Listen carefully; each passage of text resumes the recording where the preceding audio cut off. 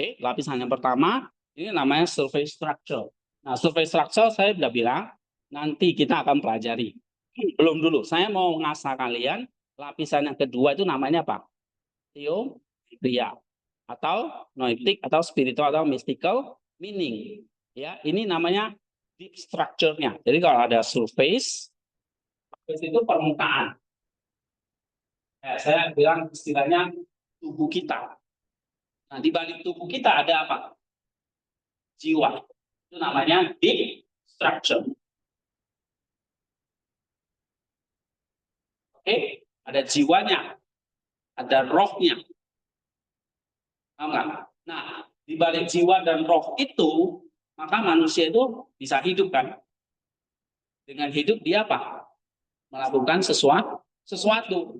Nah, bertindak itu namanya sini level aplikasi. Apa? Makanya ada kognitif, afektif, psikomotorik. Oke, aplikasi. Nah, dari aplikasi ini manusia berbuat baik, berkarya untuk apa nanti menuju kekekalan. Namanya apa? Keputusan anagogi. 4 ini. Nah, surface ini langkah 1 sampai 5. Ya, atau istilahnya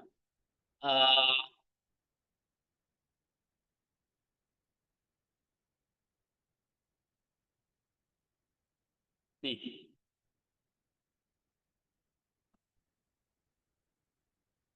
Langkah 1 sampai 5. Istilahnya ini historia, psychic, literal, and historical meaning. Ini namanya survey structure-nya.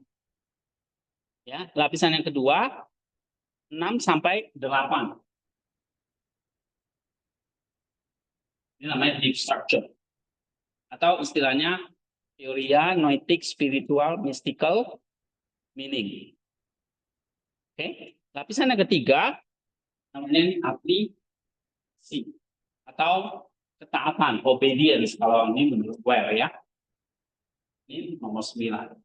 Anagogi kemudusan 10. Oke, nah kita mulai fokus belajar mana dulu? Yang ini, structure-nya dulu. 4, 6, 7, 8. Ya, 6 itu apa? Semantik kontennya, yaitu ada Christ Center, ini deep structure dan ecclesia. Lalu ada lagi istilah sinergi. Jadi 4. Bagaimana menggabungkan antara pikiran kamu deep structure, pikiran manusia, ecclesial dan Christ Center. Menjadi sinergi. Nah, contoh-contohnya saya sudah banyak kasih. Misalnya nih, deep structure, Christ Center, ecclesia, lalu dari ecclesia kamu analisis dan dapat sinergikan. Sintesis, kamu sinergikan antara deep structure, Christ Center, dan ecclesia. Ya, nah, habis itu kesimpulan. Kesimpulan ini biasanya adalah langkah ke-7, konsep teologisnya. Itu kesimpulannya. Ya. Nah, lalu personal, ringkasan atau personal ini refleksinya. Nah, makanya di bawah ini ada namanya personal. Ini langkah keberapa? Ke-8. Aplikasi 9. Nah, saya gabungkan ya, personal dan aplikasi. Ini aplikasi pun nggak detail, tapi kalau mau detail ikuti ini. Ketaatan ya, perbuatan baik apa? Hal praktis apa yang bisa kita kerjakan. Itu namanya aplikasi. Tapi kalau personal ini refleksi atau implikasinya.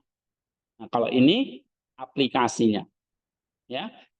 Baru yang ke-10 anagogik. Nah, anagogik ini nanti ada materi khusus. Saya belum bikin di sini. Ya, tapi cukup kalian pelajari. Kalau kamu pelajari dari artikel ini berarti kamu sudah pelajari langkah keberapa? Langkah keberapa?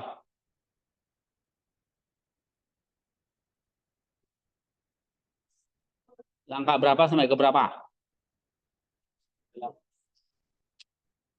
6 sampai 9. Gitu aja salah kali. Gimana nih kita? Kurang gizi atau apa sih? 6 sampai berapa? Tuh, 6 sampai 9. Ini Jadi kamu tahu yang kamu baca langkah-langkahnya itu 6 sampai 6 itu apa? 6 itu yang mana? Dari deep sampai sintesis. Tuh, 6 sampai sintesis itu 6. Itu 6 doang. Ya, langkah 6 doang. Semantik konten ini. Ini. Ya. Nah, 7-nya apa? Kesim 8 personal. 9 saya tanya. 6 itu dari yang mana? Tisna. Dari 6 itu dari mana? Dari deep structure sampai iya, benar. Itu baru langkah 6. Ya. Nah, lihat contoh-contohnya. Setiap hari itu saya bikin selama udah hampir 1 bulan ini. Ya, berarti udah berapa artikel itu? 30 ada. Setiap hari. Oke? Nah, jadi kalau kamu setiap hari baca, kamu ngerti. Oh, yang Bapak ini tulis yang apa sih? Yang ini, yang 6 ini loh. Tahu dong, harus tahu gitu loh. Jangan cuma asal baca, asal nyerahin tugasnya. Tapi kamu paham dulu, paham dulu. Cara nulisnya gimana kok kayak gini gitu loh. Ya, tahu caranya dulu, caranya yang penting. Paham dulu. Oke? Nah, baru nomor 6. Jadi 6 itu isinya apa saja? Hah? Deep structure, eklesialnya, Christ centernya, sinerginya. Ini eklesial, ya. Mulai dari mana? Deep structure sampai synthesis. Tuh, 6. Terus kesimpulan ini langkah keberapa? 7. 7 itu apa? 7 itu apa?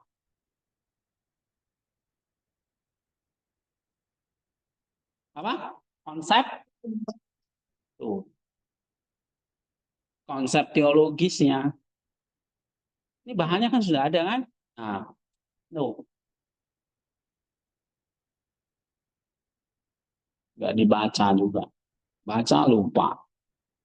Konsep teologisnya, kesimpulannya, doktrinnya. Baru ringkasan itu artinya apa? Ringkasan. Personalnya atau refleksinya atau penghayatan doktrinnya. Jadi kalau minggu lalu kita bahas ini levelnya, kalau level apa nih? Afektif.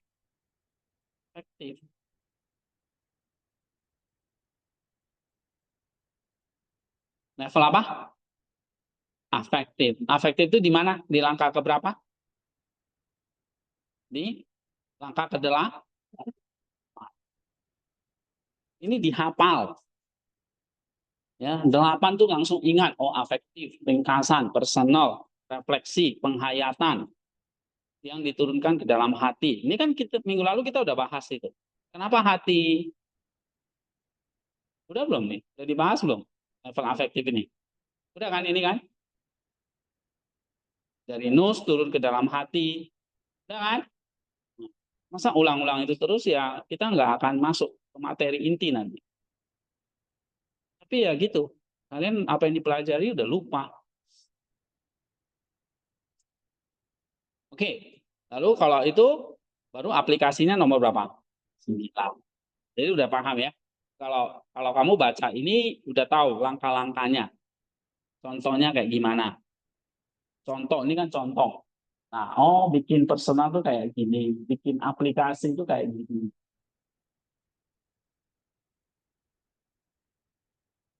Ya. Nah, ini ada banyak lagi nih. Nih misalnya nih.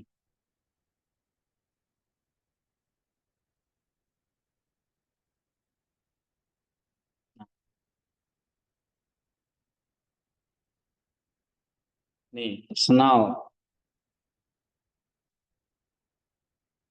aplikasi. Mari kita praktikkan langkah sederhana. 1, 2, 3. Misalnya kasih contoh nyata, boleh. Jadi aplikasi itu kayak kalian bikin khotbah, si kisah-kisah, refleksi, ilustrasi, boleh. Nah ini, mari kita bayangkan matahari pagi yang dengan setia menyinari setiap jendela, baik rumah orang benar maupun pelaku kejahatan. Dan ini personal, refleksi pribadimu, ya kan? Hmm. Terus kamu kasih aplikasinya, praktikkan langkah-langkah sederhananya apa. Itu namanya personal dan aplikasi. Ya, jadi baca contoh-contoh. Ini saya kira ini nggak akan terlalu sulit. Ya, tapi yang sulit itu adalah kita mau belajar langkah 6 ini. Intinya di langkah 6 ini. Kalau ini nggak dapat, 7, 8 dan seterusnya yang nggak dapat. Ya, kalau surface itu masih mungkin bisa ditolong dengan terjemahan yang ada. Tapi 6 ini nggak bisa, kamu harus mengandalkan kognitif kamu. Kalau surface, teks aslinya mungkin kamu nggak terlalu paham, masih bisa, kamu bisa ngandalin teks-teks lain, teks bahasa Indonesia, ya kan? Nggak mesti harus Yunani. Ya idealnya adalah kamu kuasai Yunaninya gitu. Makanya kamu belajar Yunani 1 tahun. Itu kemana itu kalau nggak dipakai nanti? Kan gitu, ya. Nah, maka belajar lagi nih Yunaninya. Nah, genitif. Nggak ada ini.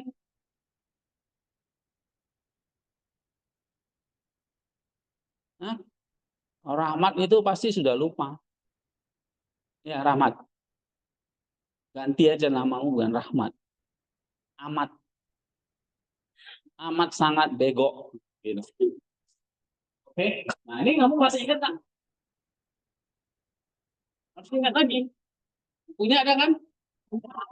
Itu nanti dipakai di service.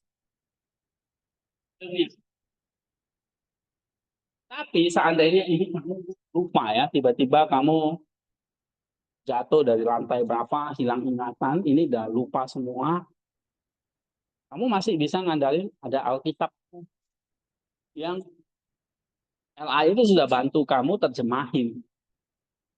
Kamu nggak perlu lewat lagi proses-proses belajar kayak gini. Dia adalah langsung terjemahin ke bahasa kita. Kamu bisa pakai untuk khotbah. Ya, kalau untuk bikin paper exegesis ya nggak bisa. Paling nggak minimal buat kamu buat khotbah. Nah, langkah 1 kamu bisa skip. Tapi langkah 2 ini seringkali orang malas baca ayat langsung asal tulis gali sendiri. Cari ilustrasinya yang lebih lama daripada maknanya. Nah, itu yang saya nggak mau. Ya, nah, jadi kamu benar-benar ngerti. Langkah 6 ini kalau kamu nggak rajin nggak ada yang bisa nolong. Kamu kalau nggak rajin cari, nggak rajin belajar, latihan, ya nggak ada yang tolong. Nah, kalau kayak gini model-model kalian cara belajarnya nggak militan, santai-santai, nggak ada harapan. Anggap kita semua adalah orang bodoh. Saya anggap diri saya adalah orang paling bodoh. Jangan pernah anggap diri kamu pintar. Supaya kamu belajarnya lebih rajin. Ya, dibanding dengan bapak gereja, saya bukan apa-apa. Tapi saya mau belajar dari mereka. Mencuri ilmu mereka. Lah, gitu loh. Latihan, tulis gitu loh. Gak usah takut tuh salah atau benar. Ya. Nah, langkah 6, kalau kamu nggak rajin, nggak ada yang bisa nolong. Tapi kalau langkah 1 sampai 5, kamu nggak ngerti, masih ada Alkitab LAI yang bisa nolong kamu. Tapi langkah 2 nggak bisa. Ya. Nah, langkah 2 kamu nggak dapet, gimana kamu ngerjain langkah 3 dan 4? Ibarat kalau naik lantai ya, kamu gimana bisa lantai 10 kalau kamu nggak naik dari lantai 1, 2? Kan nggak mungkin tiba-tiba kamu lompat ke lantai 10. Kamu harus lewati proses tangga 1, 2, lantai 1, 2, 3 dan seterusnya. Gitu. Ya. Jadi belajarnya harus semangat militan karena ini bukan bahan yang mudah, yang gampang. Ini materi yang saya update terus, bukan 10 tahun. Ini kamu tanya kakak tingkat, ada nggak sama nggak materinya? Ayat-ayat yang nggak pernah sama, materi saya nggak pernah sama, kecuali ya ini sama. Tapi isinya ya macam-macam ayatnya. Karena saya update terus gitu, belajar terus gitu. Ya, jadi kamu harus ikut kecepatan saya, bisa ngikuti, harus bisa ngikuti gitu. Ya, saya maunya apa kalian ikuti, itu, oke?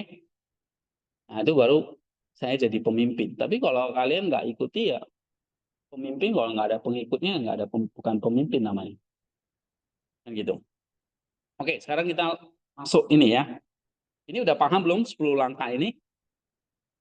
Kalau udah kita nggak perlu bahas lagi teorinya dengan panjang lebar di sini. Nah ini teorinya di sini ya, yang ada gambar ini teorinya. Ini semua landasan-landasan teorinya. Kenapa kok jadi 10 langkah? Nah, saya belajar dari siapa aja nih, ada kutipan-kutipannya. Jadi kenapa misalnya harus ada konsepnya, harus ada refleksinya, harus ada ketaatannya, harus ada anagogiknya. Ini semua ada teori-teorinya, kan saya ngarang-ngarang sendiri. Nah, kamu secara sederhana ya bisa baca paper ini 17 halaman. Jadi misalnya kenapa kok harus ada teorianya? Kenapa harus baca secara patristik atau dengan cara tipologi? Ini ada penjelasannya. Ya. Terus kenapa kok harus ada anagogik misalnya atau harus ada aplikasinya? Nah, misalnya saya ambil dari where. Nah, nih ya. Pembahasan Alkitab lewat aplikasi. Where mengatakan, nah nih landasannya dari Kalistos Ware, ada Florowski, ada Pentiuk, ya. Lalu terakhir kenapa harus ada anagogik? Nah, itu ada ayat-ayat Alkitabnya menjadi landasannya. Oke, jadi kalau diringkas itu ada 4 lapisan: sarkik, noetik, saikik, anagogik. Coba sebutkan. Sarkik, sarkik itu surface-nya. Ya, coba baca, Sofia. Sarkik teks ini Baca dari ini, 4 lapisan.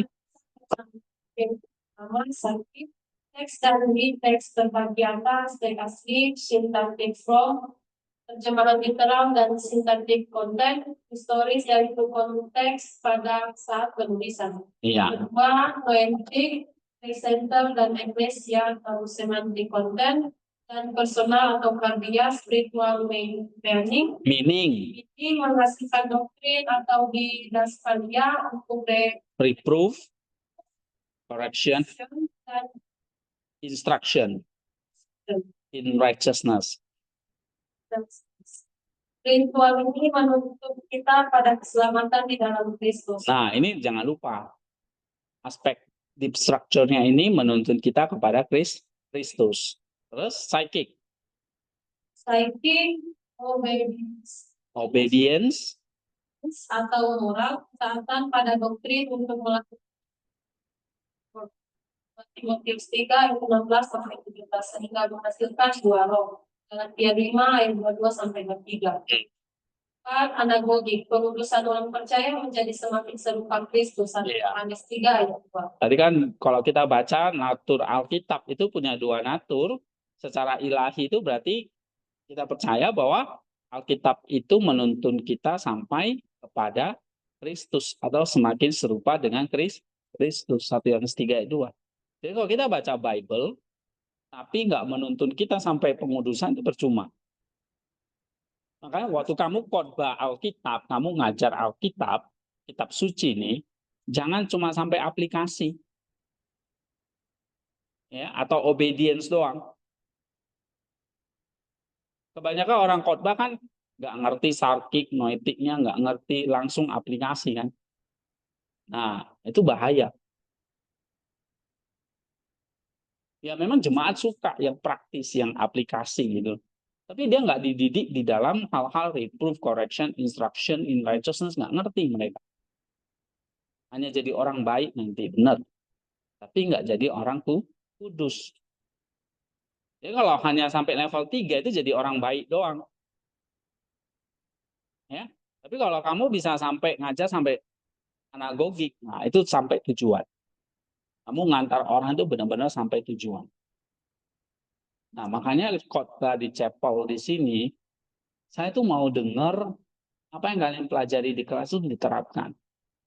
Ya. Jadi jangan khotbah hal-hal yang aplikatif doang, yang moral aja. Tapi harus sampai menyentuh deep structure-nya dan membawa orang itu kepada pengudusan. Pak, gimana contohnya? Ini kan saya udah pernah bikin ini. Kamu baca sampai personal dan aplikasinya. Nih. Ini personal aplikasi berarti udah sampai level berapa? Iya, sudah melewati deep structure-nya, udah sampai 9 ini. Hingga anagogiknya. Ya. Nah, sudah melewati namanya mystical meaning. Jadi saya tuh mau dapat yang namanya noetiknya, mystical meaning-nya. Kamu baca Amsal nggak? Nih, nanti kita bahas Amsal. Kamu pikir Amsal itu cuma nasihat-nasihat praktis ya? Hah? Iya kan? Lebih dari itu. Itu ada related-nya dengan Kristus. Dengan keselamatan. Dengan roh dan jiwa. Udah baca belum nih Amsal-Amsal ini? Nih. Hah? Amsal 3. Berapa? Berapa Amsal ya? Atau kamu kalau baca kitab Kejadian penciptaan, ya alam cipta manusia, alam semesta kan gitu doang kan kamu ngertinya. Oh, aplikasinya apa? Ya udah kita bersyukur, kita harus jaga alam, kita berterima kasih sama Tuhan. Cuma gitu. Kamu nggak ngerti lebih dari itu. Kamu baca Amsal misalnya nih, Amsal 3 ayat 1. Hai anakku, janganlah engkau melupakan ajaranku dan biarlah hatimu melihara perintahku. Apa yang kamu tangkap? Paling-paling kamu akan cuma ngomong, ya kita harus taat kepada nasihat orang tua, perintah Allah, ajaran Allah. Itu doang kan? Ya udah, itu aplikasi doang. Selesai. Ya itu sama nenek-nenek baca Alkitab juga bisa ngomong yang sama kayak kamu. Nenek saya kalau baca ini dia juga ngerti. Oh iya, memelihara perintah, hatimu harus tidak boleh melupakan. Udah gitu doang. Nah kalau kayak gitu, ya udah ngapain kalian sekolah di sini gitu. Ya. Nah, jadi kalian khotbah harus sampai dapat mystical meaning-nya. Mystical meaning-nya di lapisan berapa? Noetiknya nih. Tuh, 2. Lapisan 2. Nih. Harus dapat mystical meaning-nya. Itu baru kamu berbeda dengan yang lain. Kalau enggak, ya sama aja. Ya. Saya makanya dengerin khotbah-khotbah di YouTube, khotbah-khotbah, aduh males banget. Apa? Gak ada apa-apanya mereka. Karena nggak ada mystical meaning ya, mereka nggak punya itu. Nusnya nggak dapat mereka. Noitiknya nggak dapat. Nah, untuk dapat noitiknya, kamu harus kerjakan langkah 6 ini. Ambil dari Christ Center dan Ecclesia. Ecclesialnya mereka nggak punya. Bersyukur kalian diajarin di sini. Kamu dengar khotbah manapun, nggak ada ecclesial yang mereka. Nggak ngerti, nggak tahu soalnya. Paling-paling mereka hanya ngajarin moral. Ini, nomor 9 ini. Nah, padahal moral itu 9, kamu harus lewati dulu lantai 2. Moral itu lantai 3. Gitu. Moralnya kamu orang sering dapat Ya, tapi lantai 4, lantai 2 tuh orang nggak tahu. Kita lihat contoh di sini. Misalnya ya, Amsal 3 ayat 1 yang gampang. Saya pilih Amsal ya karena ini eh, Amsal itu kan dibaca nih ya. Kenapa kok saya pilih Amsal? Saya ikuti ini. Misalnya kayak kemarin Kamis ya. Nah, ini Kamis ini tanggal 6 ya. Nah, kita diajak baca Yesaya 2, Kejadian 2, Amsal 3. Nah, saya sama ambil satu ayat aja ya. Eh, apa? Harusnya baca 1 sampai 18, tapi saya hanya ambil satu ayat. Nanti kalian latihan eksegesis pun seperti itu. Gak usah banyak-banyak ayatnya. 1 atau 2, tapi dalam. Ya. Nah, misalnya ini, Amsal 3 ayat 1.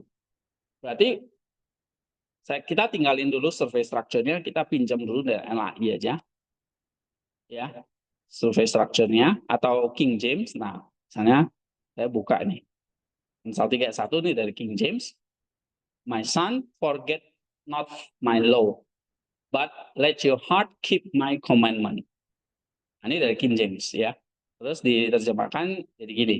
Hai anakku, janganlah engkau melupakan ajaranku dan biarlah hatimu memelihara perintahku. Nah, ini.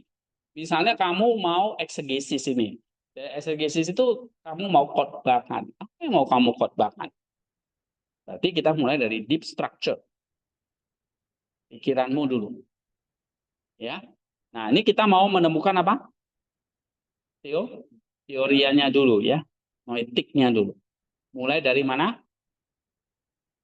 Uraikan sintaktik konten di atas dengan transformasi menjadi deep structure pikiran kamu. Tapi pikiran kamu didukung oleh data-data di dalam kitab suci, Christ Center, dan tulisan-tulisan dari para bapak gereja atau eklesia.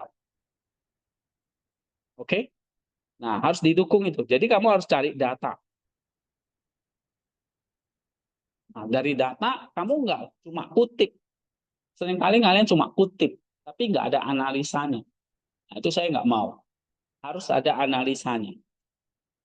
Oke, nah langkah 6 ini langkah yang paling sentral di mana kita harus bersinergi. Nah, sinergi itu artinya kamu menggabungkan, mensintesiskan antara pikiran kita manusia, deep structure, dengan pikiran Allah, yaitu pikiran Kristus dan dari gereja. Misalnya ambil Bapak Gereja. Ini yang kamu harus kerjakan. Ini kalau kamu malas, goodbye. Tapi kalau kamu rajin, kamu bisa ikuti. Ya, gitu. Ini nggak bisa. Ini ngandalin kognitif kamu ini. Ini mau nggak mau kamu baca Alkitab harus kognitif. Nggak bisa langsung tiba-tiba psikomotorik. Ini kognitif kamu. Harus tekun. Kamu harus mengandalkan pikiran kamu. Nah, tentu kalau kita belajar di sini, nus kamu. Ngandalin apa? Kalau Ware bilang ngandalin doa dan sebagainya. Ya, karena kita juga diberi tanggung jawab oleh Tuhan. Kamu dikasih nus, kamu dikasih pikiran supaya kamu mikir ini. Jangan baca ayat, kamu bakar, terus kamu minum gitu. Nah, itu bukan tanggung jawab, men. Ya, atau kamu baca ayat, aminnya besok pagi. Ya kan gitu. Kamu baca ayat, nggak ngerti, tinggal tidur, besok langsung khotbah. Nekat. Atau yang minum dulu lagi. Iya kan? Katanya kalau nggak minum dia nggak bisa khotbah. Nah, itu pendeta gendeng itu. Ya bagaimana jemaatnya kalau diajarin seperti itu? Baca ayat, nggak ada kognitifnya, nggak ada nusnya yang bekerja, ya habis. Jadi makanya kalau kalian jadi pendeta nanti disuruh khotbah, kasih ayat, persiapan dengan bagus. Jangan anggap remeh. Ah, gampang lah ini. Kamu mikir sendiri, ya. Nggak pernah baca buku, nggak pernah apalagi istilah-istilah ini kamu gali. Saya takutnya itu begitu. Ya, ya karena kalau kalian nanti udah jadi alumni, udah bebas. Kita nggak bisa ngontrol lagi. Terserah kamu deh. Kamu mau khotbah yang benar atau yang salah kan, nggak ada yang tahu kan. Benar nggak Helmi? Suatu saat kamu jadi pendeta, disuruh khotbah dari Amsal 3 ayat 1. Mau gampangnya, gampang. Kamu baca tinggal asal ngarang aja. Yang penting gaya di depan, ya kan?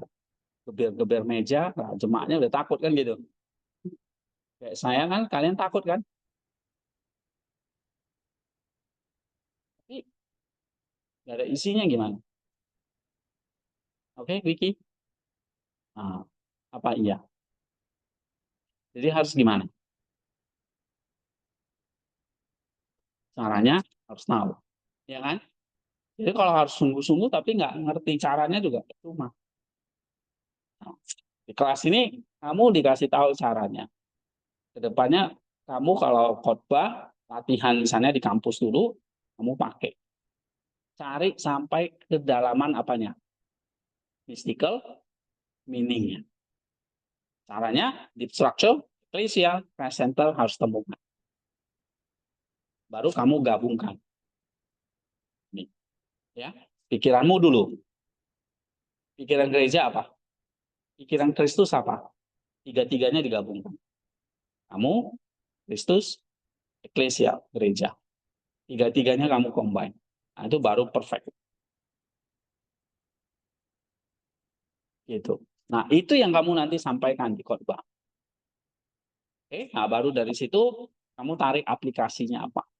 Jadi jangan buru-buru aplikasi. Khotbah langsung aplikasi. Itu mbak-mbak juga bisa. Nenek-nenek juga bisa gitu.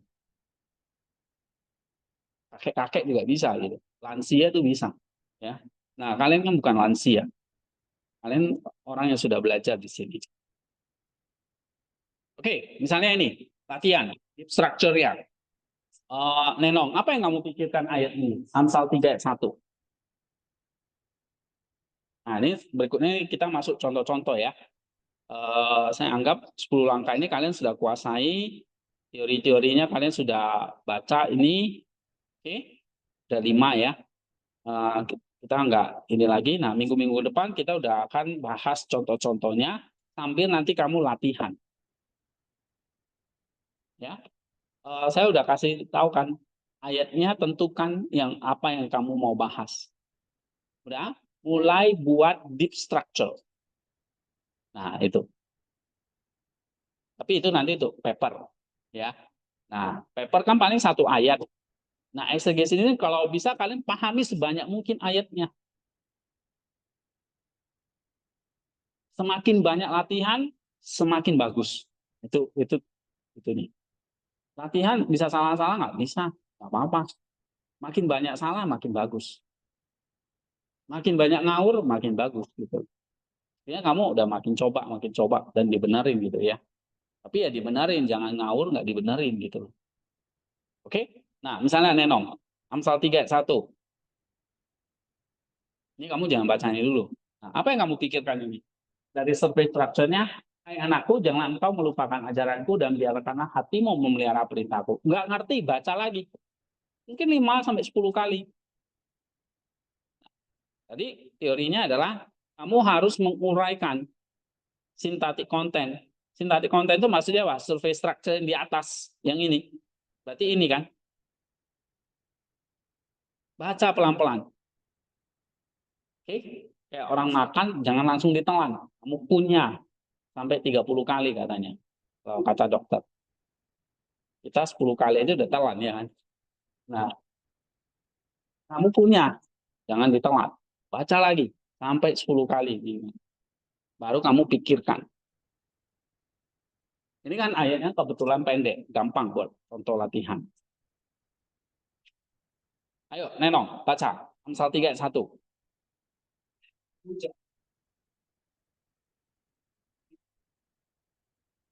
Baca lagi.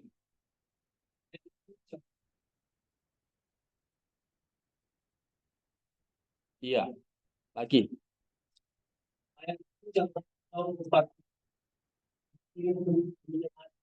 Nah, baca terus sampai kamu benar-benar hafal bahkan. Ya kan? Nah, dari situ kamu pikirkan. Apa yang kamu pikirkan? Ya, no?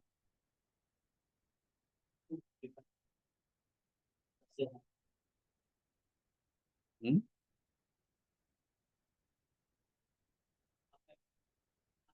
Yang disampaikan kita mengingat yang kita sampaikan. Memberi nasihat, mengingat nasihat. Oke, apa lagi? Perhatikan detail-detailnya. Ya, hai anakku, dia ngomong. Janganlah engkau melupakan ajaran dan biarlah hatimu memelihara perintah. Anakku, berarti yang ngomong ini siapa? Bisa bapak atau ibu? Nah, ya kan? Orang tua nih yang ngomong kepada. Nah, kan kamu dapat ngerti kan? Ini kayak nasihat dari seorang ibu kepada anak. Satu poin. Gitu? Tuliskan deep structure-nya di situ. Terus apa lagi? Nah, itu maksudnya apa?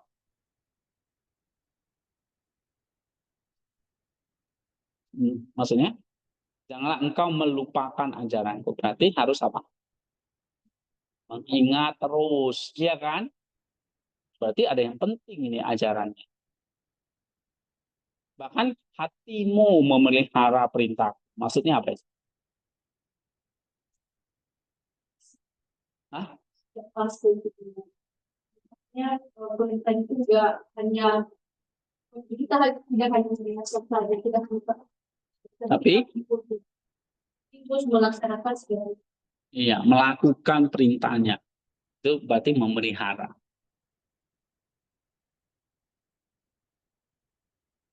Tapi dikatakan melupakan. Nah, misalnya, jangan melupakan.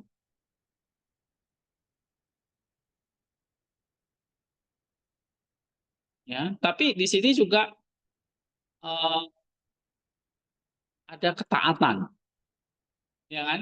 Nah, seringkali manusia itu kan disuruh taat itu, iya, maunya sih kita maunya bebas, ya kan? Nggak ada aturan, nggak ada perintah. Nah, kamu tuliskan di situ. Oh, manusia itu seringkali kenapa gampang melupakan ajaran? Karena manusia sebetulnya nggak suka ajaran, nggak suka taat. Ujung-ujungnya nggak suka disuruh taat. Ya, contohnya aja, misalnya kalian lebih suka mana? Misalnya apa? Bebas, nggak usah ngerjain tugas, atau lebih suka ngerjain tugas? Pasti lebih nggak suka ngerjain tugas ya. Maunya bebas aja Pak, kuliah ini terserah, gitu. Nggak perlu ada ajaran, taat, perintah, ngerjain tugas, kan gitu. Nah sekarang, tapi ada seorang ibu nih yang nasihatin kamu, jangan lupa ajaran, pelihara perintah. Ya, nah misalnya kalau saya tulis gini, ada konflik batin antara dalam diri manusia. Ini ketegangan antara keinginan untuk otonomi penuh, bebas penuh, tapi ada panggilan untuk tunduk pada hukum Tuhan. Ini ketegangan ini. Satu sisi manusia kepingin otonomi, bebas. Tapi satu sisi ada panggilan untuk jangan melupakan ajaran, memelihara perintah. Nah, oke, coba baca. Manusia nih. Usia seringkali ditandai dengan kecenderungan untuk melupakan atau mengabaikan kebutuhan, baik karena merasa terbatasi oleh aturan ilahi tersebut, maupun karena menganggapnya tidak relevan dalam kehidupan modern. Nah, kita seringkali apa di sini? Iya, anggap ajaran Tuhan itu, hukum Tuhan itu udah tidak relevan. Ya kan? Makanya di sini ada nasihat jangan melupakan. Berarti anggaplah perintah Tuhan itu selalu relevan. Nah, gitu. Oke, terus? Konflik ini diperparah oleh kerinduan inherent akan kebebasan yang seringkali disalahartikan sebagai kebebasan dari segala aturan dan batasan. Iya. Apalagi, perintah Tuhan itu nggak relevan lah. Apalagi kita ditambah ada kerinduan dari dalam untuk selalu mau bebas dari segala aturan. Nah, tapi Namun Amsal 3 ayat 1 bersama dengan Mazmur 119 ayat 45 dan ajaran kitab suci lainnya menegaskan bahwa kebebasan sejati justru ditemukan di dalam ketaatan kepada firman Tuhan. nah, makanya justru ada perintah untuk taat, memelihara perintah, itu justru apa? Disitulah kamu akan menemukan kebebasan sejati. Berarti pemahaman kita tentang kebebasan itu berbeda. Yang dimaksud oleh Tuhan kebebasan dengan kita itu bisa berbeda. Kalau kebebasan kita kan maunya nggak ada aturan. Ya kan? Tapi yang dimaksud oleh Tuhan, kebebasan itu berarti kamu akan temukan di dalam ketaatan pada aturan. Nah, jadi di sini ada satu konflik. Ya, coba baca lagi. Di sini menunjukkan pertanyaan eksistensial mengapa aku harus taat pada hukum Tuhan, imbalan atau manfaat apa yang akan aku peroleh dari ketaatan ini. Dalam demikian Amsal 3 ayat 1 mengajak kita untuk menemukan kompleksitas pikiran manusia yang bergulat dengan tertarik-menarik antara kehendak diri dan kehendak ilahi, antara ilusi kebebasan semu dan realitas kebebasan sejati dalam ketaatan kepada Tuhan. Iya. Oke, jadi ini muncul satu pertanyaan dalam diri kita. Kenapa aku harus taat? Apa yang aku peroleh kalau dari ketaatan? Ya kan? Misalnya kayak kalian di sini, kenapa aku harus taat aturan ini, aturan itu? Apa yang akan aku peroleh kalau aku nggak taat atau aku taat? Ini seringkali muncul pikiran kita tuh seperti itu. Nah, dari Amsal ini mengajak kita merenungkan kompleksitas pikiran manusia yang bergulat dengan tarik-menarik dan tarik-menarik ini antara kehendak diri kita yang maunya bebas dengan kehendak ilahi yang menyuruh kita taat. Antara kita punya ilusi kebebasan yang semu dengan sebuah realitas kebebasan yang sejati. Oke? Nah, ini pikiran deep structure. Kalau baca ayat ini. Jadi baca ayat ini, pikiranmu dengan saya bisa berbeda-beda. Kalau saya akan mengatakan, ternyata ini kebebasan sejati kalau kita taat kepada Tuhan. Sementara kalau kita zaman sekarang, yang namanya kebebasan itu harusnya nggak ada aturan, bebas, sebebas-bebasnya. Ya kan? Nah, padahal menurut Tuhan atau menurut Amsal ini, justru kita harus memelihara perintah. Di situ baru ditemukan kebebasan sejati. Nah, ini kamu harus tuliskan kayak gini gitu. Ya. Oke, lalu Christ Center-nya. Datang sejati kepada Tuhan, Tuhan menemukan kegenapannya yang sempurna dalam diri Yesus Kristus. Itu sendiri menyatakan bahwa ia datang bukan untuk meniadakan hukum Taurat, melainkan untuk menggenapinya. Matius 5 ayat 17. Nah, misalnya ini. Saya ambil dari Matius 5 ayat 17. Yesus datang bukan untuk meniadakan hukum itu, perintah itu, tapi menggenapi. Nah, terus Baca lagi. Dan kesetiaan ini melalui ketaatannya yang sempurna dalam segala hal. Nah, Ibrani 4:15 misalnya dua ayat ini yang mendukung bahwa ketaatan itu justru dicontohkan oleh Kristus. Dia taat sempurna dalam segala hal. Ibrani 4:15. Ini dua ayat yang saya temukan ini. Nah, ini namanya Christ centered. Oke, nanti kita lanjut lagi misalnya ayat-ayat lain. Ya. Apa cepelnya? Oke, sekarang nanti 10:45 ya. Kita sambung lagi.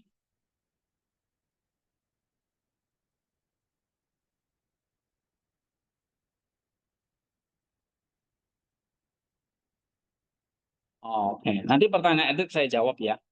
Ini sekarang kita break dulu.